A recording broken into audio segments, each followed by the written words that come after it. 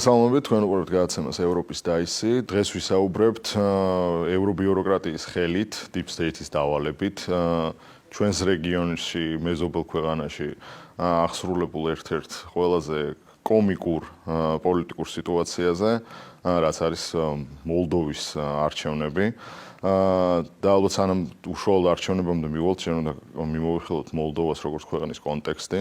მოლდოვა ამ წუთამდე რჩება DSET-ს წევრ ქვეყანად, მას არ აქვს გაცხადებულიც კი რომ დატოვება სურს DSET-ს წევრობის. მისადმი ამ მიმართულებით არ არსებობს არანაირი კრიტიკა ზუსტად ევროპელი ბიუროკრატების მხრიდან, რომლებიც ჩვენ მაგალითად ყოველად დაუფუძნებელ და უსაფუძვლო ბრალდებებს გვიჟღერებენ, რომ რაღაც ტიპის კავშირები და მით უმეტეს გავლენები გვაქვს რუსეთისგან. მოლდოვას აგრეთვე ძალიან ცუდ მდგომარეობა აქვს კორუფციის მხრივ.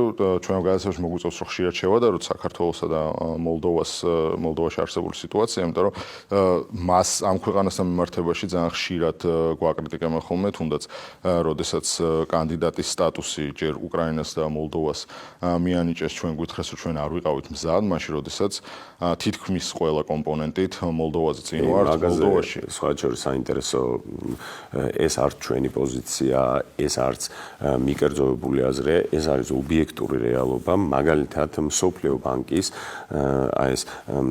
ესე იგი მართლობის ინდიკატორებს როცა აფასებენ, იმის მიხედვით რომ შევაფასოთ, გინდა კორუფცია, გინდა გამოხატვის თავისუფლება, გინდა სასამართლო, გინდა კორუფცია, ყველა ამ ინდიკატორით 1, 2 და 3 პუნქტიდან ნაბიჯით ვარ წინ და ზოგ შემთხვევაში 2-ჯერ და 3-ჯერ ვარ ძლიერ ვიდრე ეს მოლდოვა და უკრაინაზე ხო ლაპარაკი არ არის. შესაბამისად ეს იყო რა თქმა უნდა შანტაჟის იარაღი. ჩვენ მოლდოვის არჩევნები საინტერესოდ შეგვიძლია შევაფასოთ რა კონტექსტიდან შეხედე ზოგადად ევროპაში როგორ იმართება არჩევნები, ანუ ნახე, როგორ არ არიან ხალხის რეპრეზენტატორები ის ძალები, ანუ ევრობიუროკრატები და Deep State-ი, როგორ არ არის ხალხის რეპრეზენტატორი და ის ვინც გადაწყვეტს რომ იყოს ხალხის ხმა, ვისაც ხალხი მიყვება და ვისაც ხალხი უჭერს ხარს, როგორ აკერებენ იმას სხვადასხვა იარლებს, ყველაზე ხშირად ეს არის ფაშიზმი და პრორუსული ძალა, შემდეგ მას ლეგალისტური ჭრილიდან თუ სხვადასხვა ესე იგი მიმართულებით ჩახსნიან ხოლმე არჩევნებიდან ზოგჯერ იჭერენ, მათ რეკლამას ხო ვერ ნახავ, ვერაფერს ვერ ნახავ, ვერც მეინსტრიმ ტელევიზიებში, ვერც ქუჩაში, ვერცაც სოციმედიაშიც მათ შორის და ამის და მიუხედავადაც კი აგებენ. ამ ყველაფრის მიუხედავადაც მოლდოვის შემთხვევაში ემიგრანტების ხმით გადაწონდა. ანუ შიდა არჩევნები მიუხედავად იმისა, რომ ეს რა ქვია, ერთი დაიჭირეს, მეორე ჩახსნეს, მესამე მასგანეს მოკლეს, ანუ ყველანაირად ეცადნენ, მაინც კი წააგეს შიგნით, ასე რომ ვთქვათ. ეს არ არის ხალხის რეპრეზენტატორი ძალა, მხოლოდ ეს გვარწმუნებს. მოლდოვა, ანუ ნახე, რაც ხდება გერმანიაში და საფრანგეთში, ის ხდება მოლდოვაში და რუმინეთში. მოლდოვაში რუმინეთსგან განსხვავებით, მათ სასკერჩელება ითქვას, რომ არჩევნები არ გააუქმეს.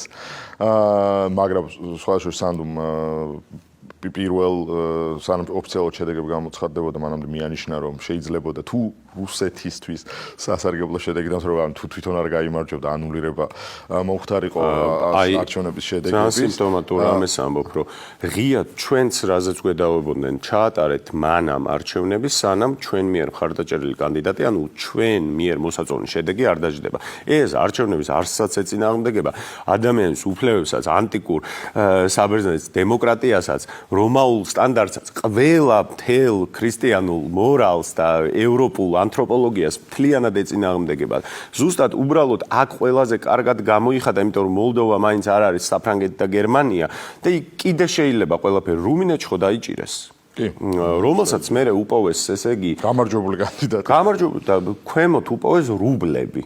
და ამით გადაწყვიტეს, რომ იყო რუსეთს ეგ მოქმედების სქემა ხო ყველგან ერთი და იგივე, ყველა Deep State-ის მართვად და კონტროლირებად ძალებში, იმიტომ რომ თავარი არის რომ შენზე ილაპარაკო, რომ ეს არის რუსული ძალის წარმომადგენელი, რუსული ინტერესის გამტანი და მე უკვე შენზე ყველაფრის განხორციელება შეიძლება რა, ძალადობა იქნება ეს, უსამართლობა იქნება, თუ ხელისუფლება არის ამ მომენტში დაქვემდებარებული Deep State-ის მათი ხელით კანონის მიხედვით აღსრულებული დანაშაული და ასე შემდეგ.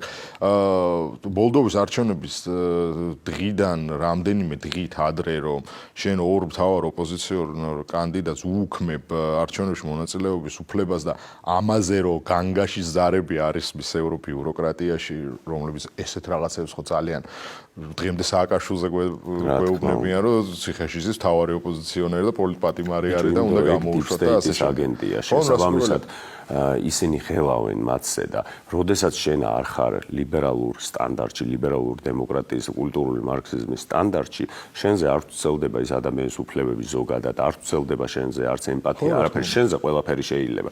მათზე არა და რა შორს მივდივართ მოლდოვაში ხო ერთ-ერთი პირველი ვინცა ეს კონსერვატიული მე იმას ვამბობ, რა ქვია, ლიდერშიპიდან ერთ-ერთი პირველი ვინც იყო და გაილაშქრა ლიბერალურ ზოგადად კანონმდებლობაზე და გარედან თავს მოხვეულ სხვადასხვა კანონებზე ევრობიუროკრატიის და deep state-ის მხრიდან იყო დოდონი, ხო, პრეზიდენტი, რომელიც მერე დაიჭირეს, რომელსაც მოუწყვეს, რა ვიცი, ყველაფერი დააბრალეს, რაც კი შეიძლება და ეგ ვაფშე მაგათთვის პრობლემა არ არის, როგორც ახლა ჩვენ გერმანიის მაგალითს კიდე იმიტომ ვახსენებთ, რომ AfD არის იქ პარტია, რომელსაც ყველანაირად შეუზღუდეს ერთი რეკლამა, სადმე მეინსტრიმ საშუალებებში გამოჩენა, ხალხამდე რო ხმა მიიტანოს ის წევრები მოუკლეს პირდაპირ უცნაურ ვითარებაში ზედიზედ დაიხოცა ერთ წლის განმავლობაში AfD-ს 7 კაცი და ზოგადად ოპოზიციური კანდიდატები 16 ადამიანი. ზოგს საერთოდ არანაირი ქრონიკული დაავადება არ აწუხებდა, ზოგი თვითმკვლელობამდე არის მისული ყოველგვარი წერილის ან წინაგან ესე იგი საფუძველის გარეშე ეს ძალიან უცნაურია რა ეს ყველაფერი და პირდაპირ ესე გააკეთეს. ეხლა შენ წარმოიდგინე მოლდოვაში და რუმინეთში რა ზეა მით უფრო რუმინეთში იგეგმება ყველაზე დიდი ამერიკული სამხედრო ბაზის მშენებლობა, რაც გულისხმობს იმას, რომ ის იქნება ესე იგი გეოსტრატეგიული და გეოპოლიტიკური მიმართულებით და პრიზმით ერთ-ერთი ყველაზე მნიშვნელოვანი წერტილი აღმოსავლეთ ევროპაში, რითიც შენ შეგვიძლია თქვათ ესე გაშალო შენი ხედვები, ფრაგმენტები, გინდა დასავლეთ ევროპისკენ, გინდა ქვემოთ ახლო აღმოსავლეთისკენ, შავ ზღვაზე, ანუ მიხვდი, ეს არის ძალიან გეოსტრატეგიული მნიშვნელობის ადგილი და იქ როგორ წარმოგიდგენია შენ სხვა კანდიდატისადმი, ვინც ამ წესრიგს შეუქმნის საფრთხეს, მიუდგნენ დემოკრატიულად, მიუდგნენ სტანდარტებით, არა, ამ პირდაპირ მოკლავენ, ამ პირდაპირ გააქრობენ, ამ პირდაპირ დაიჭერენ. არ არის ეს არაფერი გასაკვირი. აი ამ დონეზე მივიდა დასავლური, ვთქვათ, სტანდარტი. მოლდოვაში როგორც ახსენ უკვე ორი ოპოზიციური კანდიდატი აკრძალეს, ამოიღეს საარჩევნო სიიდან.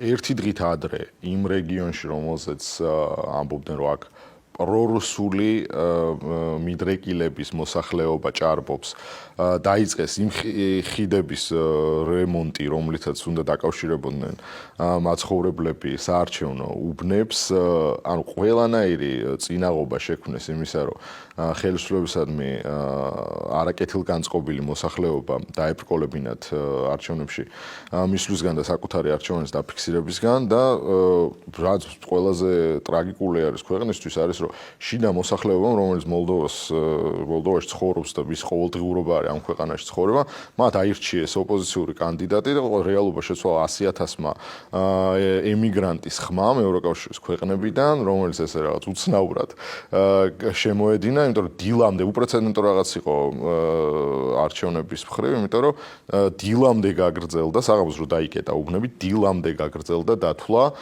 სანამ სასურველი შედეგი არ დადგა, იქამდე ითვლიდნენ ტიპები და გადაწყვიტა ყველაფერი ამ 100,000-მა ხმამ, რომელიც შემოვიდა არა უშუალოდ მოლდოვაში მცხოვრები, არამედ ემიგრაციაში მყოფი სუბიექტებისგან და მაგ ემიგრაციის ხმებზეც არის ძალიან ტრაგიკომიკური ის, რომ მაგალითად რუსეთში მოლდოვის დიასპორა არის სადაც 400,000-მდე ოფიციალური რიცხვი არის 300,000 რაღაც.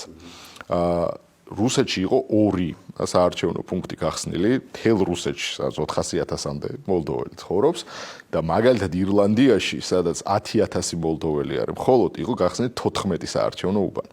და როდესაც ასეთ ეს ხმა შემოვიდა, აღმოჩნდა, რომ 80% აძლევდა სანდუს ხმას და 20% იყო მხოლოდ ოპოზიციის ხმა. მოდი ახლა ვთქვათ, რეალობა მან აი შენ ძალიან კაი მაგალითები მოიყვანე. რა თქმა უნდა, რომ შენ შეგიძლია ამ ტექნიკური დეტალებით იმანიპულირო შედეგზე.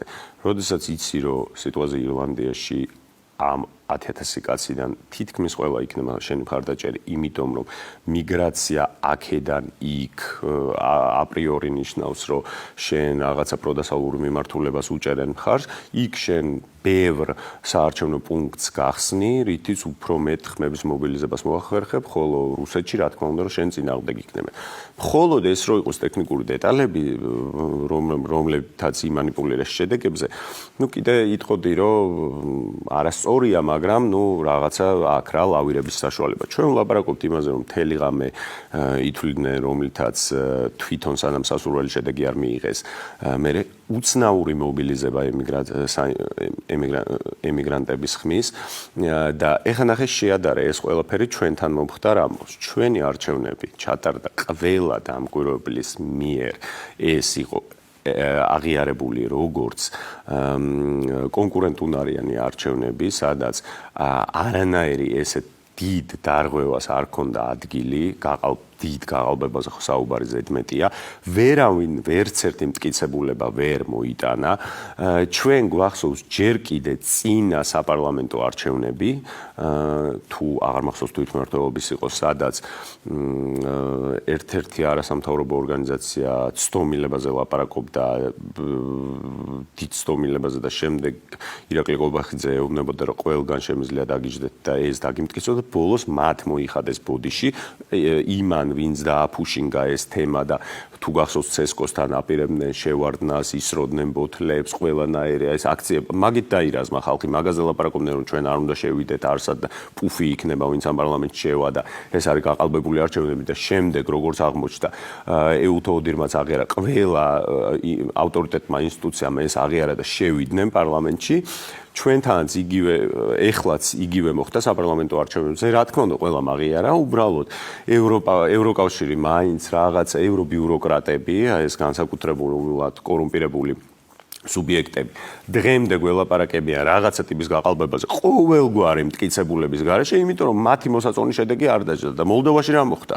ითვალეს მანამ და აკეთეს მანამ ყველაფერი ისე, სანამ მათი შედეგი არ დაჯდა და მაგას რო გაყალბებას დაუძახებ, ეგ არ იქნება გაყალბება. ანუ ხვდები ჩვენ მეტი ესე იგი მეტი ფოკუსი უნდა გავასწოროთ აი ამ ფილოსოფიაზე, თუ სად არიან ისინი. ესეთი სამყარო არასოდეს არ ყოფილა, რაც მე მინდა პრინციპი იმას უნდა მოვარგო, ესე იგი კანონი უნდა მოვარგო იმას, პრინციპი და მორალი უნდა ავაწყო ისე, რომ სანამ ჩემი სასურველი შედეგი არ იქნება. ესეთი მსგავსი მდგომარეობა არც შუა საუკუნეებში არ ყოფილა, არც რომში, არც ძველ საბერძნეთში, მე ვამბობ, სრული პასუხისმგებლობით. კიდე არჩევნების მიმდინარეობისას უკვე საფუძველს ქმნიდან იმისა, რომ თუ არასასურველი შედეგი იქნებოდა ანულირებულად გამოეცხადებინათ, ეს თვითონ სანდუმაც თქვა და შემდეგ მთელი დღის განმავლობაში საუბრობდნენ იმაზე, რომ არნახული კიბერშეტევები მოდის რუსეთიდან და ყველანაირად ანგრევენ ჩვენ საარჩევნო სისტემას და ასე შემდეგ.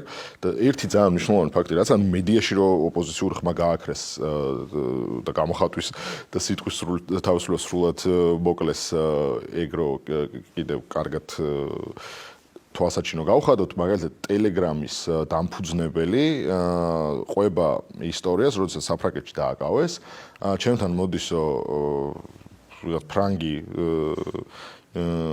ჯაშურს ეძახის, მაგრამ წარმომადგენელი სტრუქტურის. და მესაუბრებაო იმაზეო, რომ მოლდოვაშიო, მაძროს სიასო, რომ მოლდოვაში არის ოპერირებს ტელეგრამზე არხები, რომლებიც საჭიროა რომ დაიბლოკოს, იმიტომ რომ ისინი ცდებიან სიტყვის და გამოხატულების თავისუფლებას და არღვევენ სოციმედიის განჩინებულ წესებს. გადავხედეთო ამასო, რამდენიმეო დაუბლოკეთო და ეს რომ დაუბლოკეთო, მოდიან მადლობით და შემდეგ მოგქთო უფრო დიდი სიაო. რომ ეხა ესენი უნდა დაბლოკოთო. და ამათ რომ გადავხედო, არაფერი არა აქვთო რა, ისეთიო, რაცო ჩვენ გაიდლაინებს ეწინააღმდეგებაო. ამაზე განვაცხადეთ უარი. the same agency asked us to do certain things in Moldova as well. So even before that, I think it was October last year or September, I was arrested in Paris in late August. And then again approached through an intermediary and asked, would you mind taking down some channels in Moldova because there is an election going on and we're afraid there's going to be some interference with these elections. Could you please connect with representatives of the government of Moldova and take care of it? We said, we're happy to take a look at it and see if there's content there that is in violation of our rules. And they sent us a list of channels and bots. Some of them were, so it was a very short list, and some of these channels and bots were in violation indeed of our rules, and we took them down, only a few of them. The rest were okay. Then they said thank you and sent us another list of dozens of channels, many channels.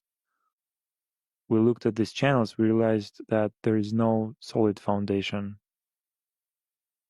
to justify banning them. And we refused to do that. და ეხ საფრანგეთი რატო არის მნიშვნელოვანი აქტორი, იმიტომ რომ ერთ-ერთი პირველი მაკრონი იყო, რომელმაც მიულოცა გავარჯო, რომელიც ჩავიდა მოლდოვაში და ასე შემდეგ. და ნუ ეხ მაკრონი როგორც მთელი ევროპის ბიუროკრატიის ერთ-ერთი მთავარი წამყვანი ფიგურა. შენ თუ იცი რა შეთანხმება შედგა მაკრონსა და სანდუს შორის ამ სახელმწიფოებრივ დონეზე, რომელიც რო არა ეს არჩევნები ჩაიშლებოდა, რო არ ამ არჩევნებში არა სანდუს გამარჯვება ჩაიშლებოდა და შესაბამისად რატო იყო ძალიან მნიშვნელოვანი მაკრონის და საფრანგეთისთვის და ევროპის ბიუროკრატიაც რატო არის ესე მოწადინებული. მოლდოვამ განაცხადა თანხმობა საფრანგეთში, რაც კი ტოქსიკური ნარჩენი ეს იქნება ციანიდი გადამუშავებული თუ სხვა, ანუ რაც კი ტოქსიკური ისტი რაც არის საფრანგეთში, რომელსაც რაღაც ბუნკერებში მიწის ქვეშ და ინახავდნენ და ძალიან პრობლემური იყო საფრანგეთისთვის, ამას დაასაწყობებს მოლდოვა. ამაზე აქვს ხელი მოწერილი. ანუ მოლდოვა იმის გამო, რომ თქვენ გვიღიარეთ ეს არჩევნები, რომელსაც თქვენ გავაყალბეთ. ჩვენ გავხდებით თქვენი სანაგვე. რეალურად პირდაპირ არა, სანაგვეც არა. სანაგვეზე უარესი. თქვენი რაღაც იმის გადამამუშავებელი. დაბინძურების კერა, ანუ დავწამლავთ და იმას რა ქვია, გავანადგურებ, დავაავადებ ჩვენ მოსახლეობას, მხოლოდ იმის გამო, რომ deep state იყოს უფრო ძლიერი. და მოლდოვაში ვინც ნამყოფი არის ნებისმიერ ადამიანს რომ კითხო პირველი რასაც მოგიყვება არის რომ დღემდე არის 90-იანების გაიშნიკური სისტემა სადაც პოლიციელს თუმას რო აწოდებდა ყველანაირ დარღვევაზე თვალს რო გიხუჭავს მოლდოვას ისე იმ კონტექსტს რო დაუბრუნდეთ რომ რამდენად უსამართლოდ დაგვაყენეს ჩვენ მოლდოვასთან და უკრაინასთან მაშინ როდესაც კანდიდატის სტატუსი მოგვწევდა დღესაც როდესაც საუბარი მიდის იმაზე რომ აი აქ როგორ კარგად და დემოკრატიულად ჩაატარეს არჩევნები და უსაქართლო რაც უდად იქცევა იქ როგორ დემოკრატიულ რუკუსლარი და როგორ წინსვლა აქვს მოლდოვას ნუ ჩვენ ჩამოთვალეთ ხო რომ ყველა პარამეტრში ვძობივართ მათ შორის თუნდაც ეკონომიკას რო გადახედოთ ჩვენ პერ კაპიტა რაც არის რომელიც არის 9000 რაღაც დოლარი იმათი არის სადღაც 7000 დოლარამდე ანუ არ არსებობს მონაკვეთი სადაც საქართველოს არ არის უფრო დაწინაურებული განვითარების მხრივ ვიდრე მოლდოვა მაგრამ ჩვენ ვხედავთ რომ მოლდოვაში ძალიან პრობლემური არჩევნების ფონზე არანაირი კრიტიკული განცხადება ევროპის ბიუროკრატიისგან არ ისმის ჩვენთან როდესაც იმის 1%-იც კი არ ხდება რაც მოხდა მოლდოვაში გვეუბნებიან რომ ეს არჩევნები არის ელჩქვეშ ამ არჩევნებს არ გააჩნია რეალური ლეგიტიმაცია მოგვიწოდებენ რომ აი ახალ არჩევნებზე ხო არ უნდა ვიფიქროთ პოლიტპატიმრები არ არსებული ასაკურები ხო არ უნდა გამოუშვათ და ასე შემდეგ და აგერ რევოლუციის თარიღზე კიდე ამბობენ რომ აი ეს ძალიან მნიშვნელოვანი პროცესი არის და აქ თავისუფლება მაქვს უნდა გაიმარჯვოს და აი ეს მსგავსი უსამართლო მიდგომა რომელიც ნუ ბევრი რაღაც და ხო გამოწვეულ თავარი ყოველ სადაც მივდივართ არის ის რომ რა არის deep state-ის გეგმა deep state-ის გეგმა ამ შემთხვევაში იყო რომ მოლდოვაში ყოლოდა მისი მარიონეტი მართველი რომელიც ეგეთ მარტივ თუნდაც სხვა ყველაფერს თავიდან ომში ჩართვას და ასე შემდეგ. ეგეთ მარტივ დათმობებზე წავიდოდა, რომ ნაგავსაყრელად გადააქცევდა საფრანგეთისთვის საკუთარ ქვეყანას და ტოქსიკურ ნარჩენებს დაუსაწყობებდა და ნუ ეხლა სხვა მხრივ რაზე შეიძლება რომ უარი უთხრას იმ ლეგიტიმაციისთვის, რომელიც მას მიანიჭეს. და ჩვენ როდესაც ამას არ ვაკეთებთ და რეალურ სუვერენიტეტს ვინარჩუნებთ, მარტო ეს არის ერთადერთი მიზეზი იმისა, რომ ჩვენ გვეუბნებიან, რომ თქვენთან ისი არჩევნები არ ჩატარდა ლეგიტიმურად, თქვენ არ წარმოადგენთ ხალხის ნებას და ასე შემდეგ. ჩვენ მივიღეთ რეალობა ძალიან უცნაური და მე ამაზე ახლა წინა მონაკვეთში ვისაუბრე, რომ ისტორიულად არ მახსოვს ესეთი პოლიტიკურ, არ ვიცი, მორალურ, ფილოსოფიურ, სოციალური თქვათ კონდიცია და ვიღაცა თუ იტყვის ტოტალიტარული ეპოქა, მაგალითად ნაცისტური გერმანია და საბჭოთა კავშირი, ის არ იყო ესეთი და რატო?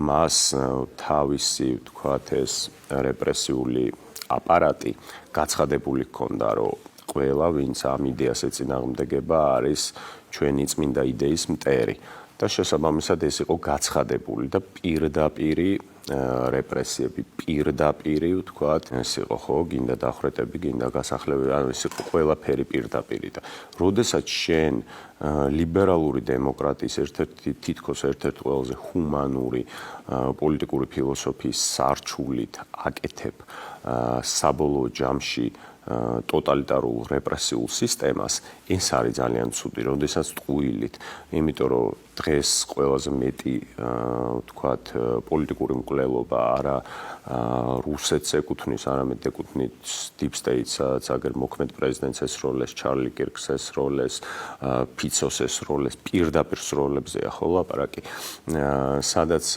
მათ ვინც წინააღმდეგობას უწევს პირდაპირ კლავენ, ესვრიან, არ ვიცი, ყველაფერს აკეთებენ, სადაც განსხვავებულ აზრს პირდაპირ აქრობენ სროლებზე კიდე ის დამოწ 16 კანდიდატი ძალიან უცნაურ ვითარებაში არის მოკლული გერმანიაში ოპოზიციურ კანდიდატებს გულისხმობს, სადაც განსხვავებულ აზრს პირდაპირ მნიშვნელობით აქრობენ მეინსტრიმული გინდა ტელევიზიებიდან, სოცმედიიდან, ქუჩებიდან, ბილბორდებიდან, ყველაფრიდან, ხო, განსაკუთრებით AfD-ს მაგალითზე მაქვს საუბარი.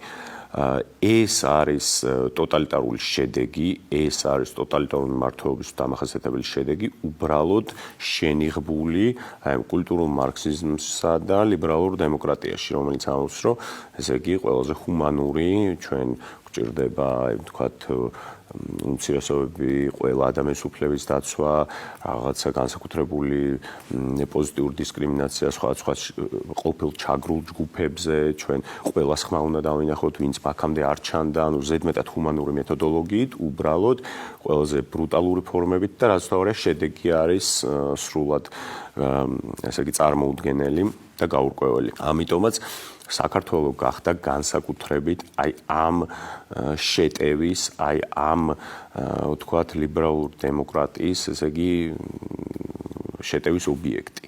სადაც ჩვენ გთხოვენ პასუხს იმაზე, რაც არ დაგვიშალებია, ჩვენ გთხოვენ იმის გაკეთებას, რაც ჩვენ გთხოვდნენ განსაკუთრებით იმის გაკეთებას, რაც ჩვენ ქვეყანას პირდაპირ გაანადგურებდა, ეს იყო სანქციების დაწესება რუსეთისადმი, ეს იყო ომში ჩართვა, სხვადასხვა მეთოდებით ჩარტერების გაგზავნა, ერთი სიმბოლური ჩაფხუტის გაგზავნა მაინც სიტყვაზე ომში და ასე შემდეგ და ასე შემდეგ. ამას გთხოვდა ერთი Deep State-ი, სხვადასხვა ელჩების მეშვეობით იყო ეს გზავნილები, ამას გთხოვდა უკრაინული ლიდერშიპი პირდაპირ ეთერებში და ეს არ ახალია და ეს არ არის დამალული და ამას არ ჭირდება საერთოდ გადამოწმება, პირდაპირ შეგიძლიათ ნახოთ და ამის შემდეგ აი ეს ფუშინგი, აი ეს განსაკუთრებული შანტაჟი წამოვიდა ევროკავშირის მხრიდან, წარმოუდგენელი, რომელსაც არანაირი ახსნა არ აქვს, თუ რატო მოგთხოვეს ეს ყველაფერი, თუ რატო გვავიწროვებენ ესე განსაკუთრებულად, როცა ჩვენ სტანდარტების მიმართულებით ყველაფერში წინ ვიყავით ვიდრე მოლდოვა და უკრაინა და სტატუსი ჩვენ გვეკუთვნოდა პირველი და არა მათ დაჩქარებული წესით მიიღეს ეს სტატუსი, ამას დამატებული და დაჩქარებული წესით შეიტანეს, ხო გახსოვს ის ჩვენც რო განცხადი გავაკეთეთ. ამას დამატებული, შენ თუ გახსოვს, რა თქვა ფონ დერ ლაიენმა, რომ უკრაინელები მზად არიან, რომ მოკვდნენ ევროკავშირში შესვლის გამო. ეს ძალიან არაეთიკური და მე მგონია აროგანტული და ევროცენტრისტული დამოკიდებულება, როგორ შეიძლება საერთოდ ამის თქმა, ხო? რაღაცა ეკონომიკურ გაერთიანებაზე, როგორ შეიძლება თქვა, რომ მზად არიან ეს ხალხი, რომ მოკდნენ, ესე იგი რაღაცა წმინდაზე მეტია, ხო, საკრალურზე მეტია ევროკავშირი და ევროკავშირი ჩვენ ეს უნდა გავიგოთ, რომ ევროკავშირი არის პრაგმატული საკითხი და არა წმინდა და საკრალური. რა თქმა უნდა. და აგრეთვე მოლდოვაზე ჩვენ უნდა დაგვაუწყდეს USAID-ის როლი. იმიტომ რომ ის პრანკერები რო არიან ჯორჯ ბუში რო დაპრანკეს და სალომე ზურაბიშვილი და რაღაცა მაგათმა დაურეკეს სამანტა პაუერს, რომელიც იყო ამ USAID-ის დირექტორი.